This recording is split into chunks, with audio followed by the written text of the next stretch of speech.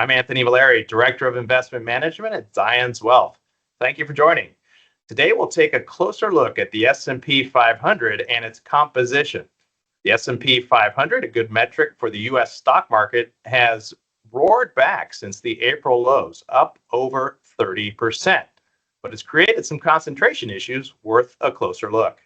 The main driver of that performance has been mega cap tech, which represents a large portion of the market.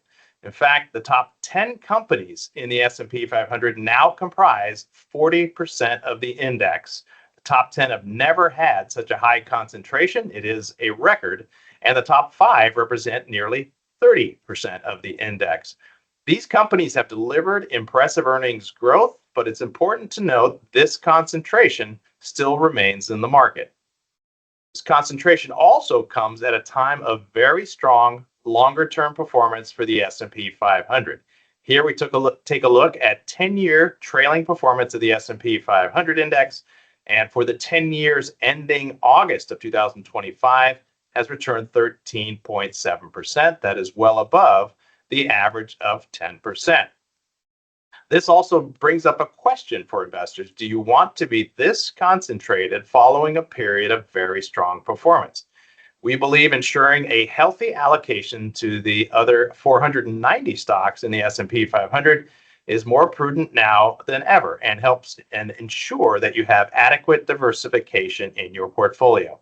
As you'll see from the stat on this chart, the median forward performance is 8.7% over the next 10 years, when the prior 10-year trailing return has been 13.5% or more. That's not a bad return, but it is notable in terms of a slowdown in performance going forward. We think investors can mitigate that with proper diversification. And why is that particularly important? Well, over time, the composition of the S&P 500 never stops changing.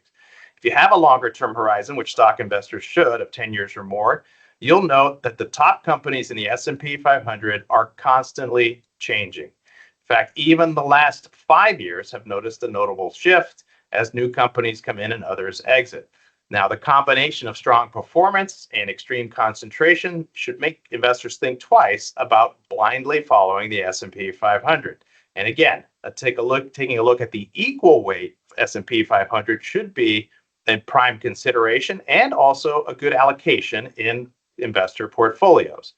Here's why. If you look back at performance of the S&P 500 market cap weighted index, which is frequently or almost always quoted in the media, versus the equal weight, you'll see that the equal weight index performs more often than the market cap weighted index. In fact, there are only 2 decades where the market cap weighted index outperformed the equal weight. And since inception, the equal weight on the far right has outperformed the market cap weighted.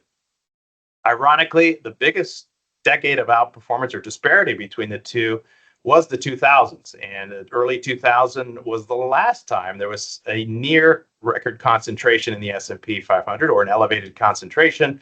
While we don't think the market bears those similarities, it's a warning to investors to make sure they have proper diversification and not just chase the top 10 stocks in the S&P 500 whose earnings growth is slowing, but at the same time have some of the highest valuations they've ever had.